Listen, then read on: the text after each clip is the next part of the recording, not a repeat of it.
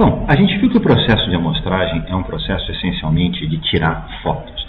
A hora que eu passo, então, de um sinal x de t, passo por um conversor analógico digital e gero meu sinal discreto x de n, as minhas amostras, o que eu estou fazendo essencialmente é tirar fotos do meu sinal. Então, se eu pensar num sinal em termos, isso aqui é o meu sinal x de t, no tempo, o que as minhas amostras vão fazer é o seguinte: eu vou vir aqui no instante ts e vou ver o valor do meu sinal. Isso é minha primeira amostra. Eu venho aqui no instante 2ts e vejo o valor do meu sinal. Isso é minha segunda amostra. Venho no 3ts e vejo o valor do meu sinal. Isso é minha terceira amostra. Bom, como é que isso funciona na prática? Como é que a gente pode dar uma olhada nisso aqui? A gente pode vir aqui no MATLAB e fazer aquele load train, lá, aquele sinalzinho do apito de trem que eu já falei para vocês. O que é esse sinal?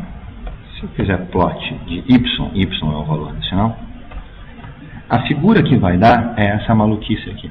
O que é isso aqui? São 12.880 amostras de um apito de trem. Então, se eu olhar aqui no meio, eu vou ver exatamente, dar um zoom aqui nesse meio, vou ver as amostras. Cada um desses pontos aqui é uma fotinha do apito do trem naquele instante. A frequência de amostragem é 8.192 amostras por segundo, dá um peso de amostragem sei lá quanto.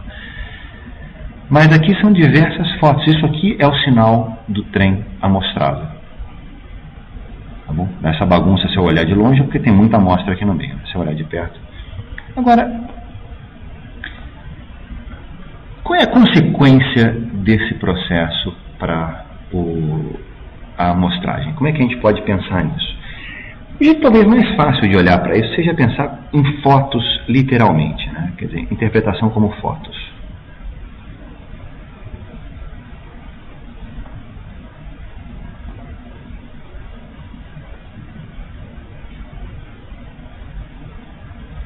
Por exemplo, se eu tirar 20 fotos por segundo de uma imagem, isso é um filme, 20 fotos por segundo. Então eu tenho lá uma roda que tem o símbolo aqui do fabricante aqui em cima, né? Na Fórmula 1, quando você está aquela câmera de Fórmula 1 que pega de dentro do carro do piloto, né? Que você vê a roda no canto, tem lá o símbolo do fabricante. Na verdade, como a roda está girando muito rápido, toda vez que você tira uma foto, a roda gira durante a foto, né? Então, na verdade, o que você vê é um borrão aqui. Mas não importa muito. Vamos imaginar que eu tenho um pontinho aqui. Então, eu venho com 20 fotos por segundo, passam-se 0,05 segundos, eu vou e tiro uma outra foto. E quando eu tiro uma outra foto, esse meu símbolo aí girou um tanto, e ele está numa outra posição. Depois, se eu tiver TS igual a 0,05 segundos, esse símbolo está em alguma outra posição e assim sucessivamente. Tá bom? O que acontece se a roda der uma volta inteira em 0,05 segundos? Se roda der uma volta em 0,05 segundos. Bom, aí nesse caso eu estou no mato sem cachorro, porque eu vou tirar essa foto aqui, com o símbolo do pneu aqui em cima, vai passar TS igual a 0,05 segundos, eu vou vir tirar uma outra foto. Só que nesses 0,05 segundos, o pneu deu uma volta. E ele está aqui de volta. Bom, e isso acontece na prática. Isso acontece. Então tem esses dois videozinhos do YouTube que eu achei muito bacaninhas aqui. Um é que o cara fez um esquema com alto-falante, não sei o que, e ele fez água pingar dessa mangueirinha aqui. E com os esquemas que ele fez, a água faz as gotas de uma forma tal que a frequência com que ele está filmando esse negócio aqui é mais ou menos a frequência com que as gotas são formadas. Então olha o que acontece com as gotas. Parece que a gota está parada no ar. Obviamente ela não está, cada uma dessas gotas cai. Mas na hora que ele tira uma foto, a gota está numa posição. Daí a gota cai, mas na hora que ele tira a próxima foto, apareceu uma outra gota na mesma posição. Então fica esse efeito maluco aqui, parece que a gota está flutuando. Na verdade, cada uma dessas gotas individualmente que a gente está vendo aí, ela está caindo, mas o efeito é esse aí.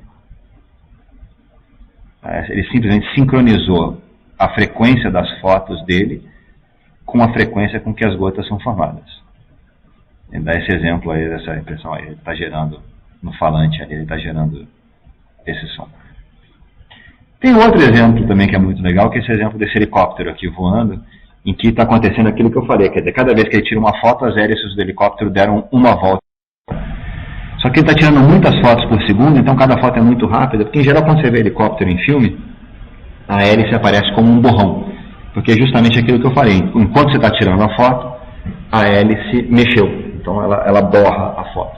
Isso aqui ele fez um esquema mais direitinho, e aí o helicóptero está voando, mas a hélice está parada.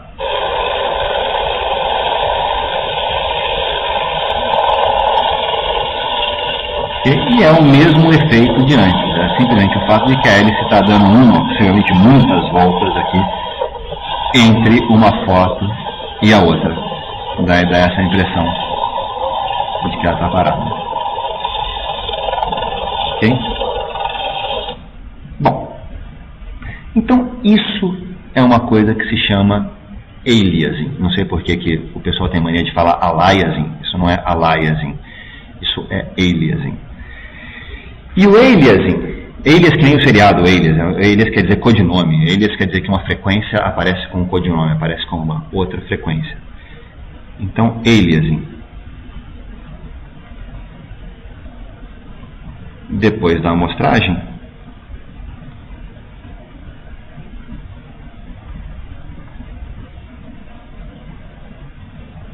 algumas frequências podem aparecer como uma outra frequência.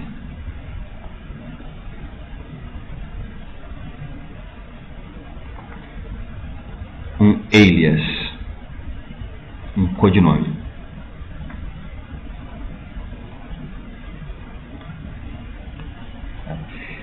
E como é que fica isso aí? Como é que a gente identifica essas frequências? Então agora a gente vai começar a pensar num sinal a tempo discreto, sinal unidimensional. Vamos sair da imagem e das fotos e vamos pensar de uma outra maneira. Então vamos abandonar o mundo das imagens e pensar agora num sinal no tempo, 1D, bonitinho. Mas vamos analisar, como eu falei, frequências. Vamos analisar sinais que sejam só uma frequência. Vamos botar essa fotinha aqui. Será que eu consigo botar ela aqui mesmo? Vamos botar ela aqui mesmo. Não precisa ser muito grande ela. Eu tenho aqui duas senoides. Eu tenho uma senoide com uma frequência 7 Hz. Aqui no eixo X eu tenho tempo, 1 segundo. Essa senoide tem 1, 2, 3, 4, 5, 6, 7 ciclos em 1 segundo. A outra senoide, em vermelho, é uma senoide de 1 Hz e a minha frequência de amostragem é igual a 6 Hz. Eu tomo 6 amostras por segundo, certo? 1, 2, 3, 4, 5, 6. Essas bolinhas aqui, então, são as amostras, são as sequências que eu gero X de N a partir ou da senoide em azul ou da senoide em vermelho. E o que a gente observa é o seguinte, que a hora que eu tomo 6 amostras por segundo, tanto a senoide em azul quanto a senoide em vermelho vão gerar exatamente as mesmas sequências X de N.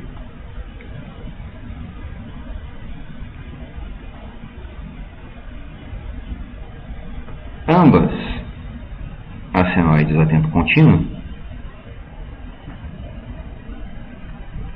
geram as mesmas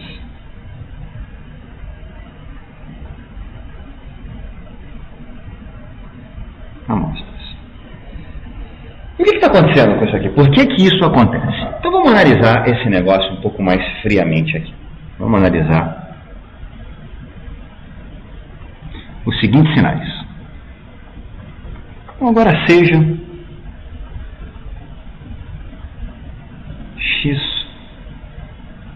x1 de t igual a cosseno de 2, vamos botar ômega minúsculo t. E eu vou dizer que o x2 de t Vou botar embaixo aqui. x2 de t é igual a cosseno de ômega mais 2π fs. Então, o sinal x2, ele tem uma frequência que é fs Hz a mais do que a frequência do x1.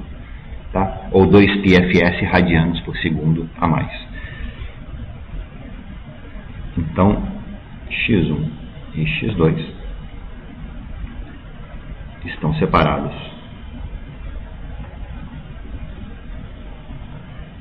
de fs Hz. Bom, o que acontece então? Olha só, o x1 de n, fs é dado, claro, né? Fs é a frequência de amostragem, e eu estou assumindo que ela é dada. O x1 de n, ele vai ser igual a x1 de t, que eu vou calcular nos instantes nts. São as fotos que eu vou tirar nos instantes de amostragem. E isso aqui vai dar cosseno de ômega vezes ts vezes n. O x2 de n vai ser igual a x2 de t, avaliado nos instantes t igual a nts. E isso aqui vai ser igual a cosseno de ômega mais 2π fs ts n. Mais ts fs igual a 1. Então, na hora que eu fizer os produtos aqui para dentro, nessa conta aqui, eu vou concluir que o x2 de n é igual a cosseno de ômega ts n mais 2πn. Só que cosseno de alguma coisa mais 2πn, para qualquer valor de n inteiro, isso aqui eu concluo que x1 de n é igual a x2 de n. Cosseno de alguma coisa mais 2πn é cosseno de alguma coisa.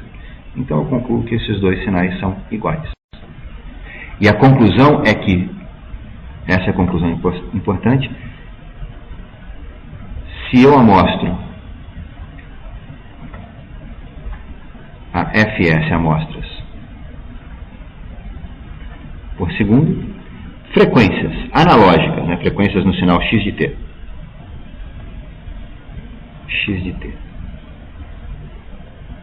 separadas de fs são indistinguíveis.